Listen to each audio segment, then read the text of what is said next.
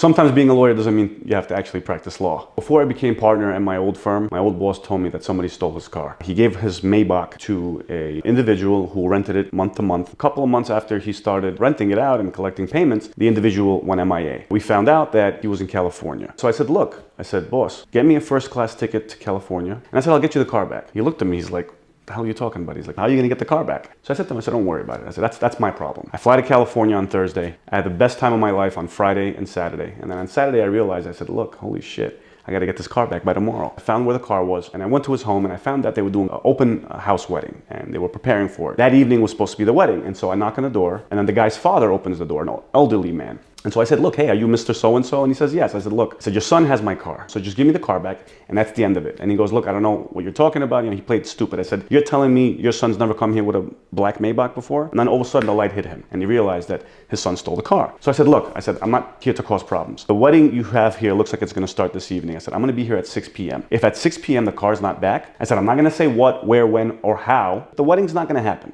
I want my effing car back at 6 p.m. I kid you not, I drove off. 10 minutes later, I get a call from his son. Hey, look, I wasn't trying to steal your car. The car is at this repair shop. Here's the address, here's the number. I called the repair shop, showed them proof of ownership of my boss's car. And I kid you not, I had the car shipped from that repair shop to New York City to my boss's house. And then I became partner.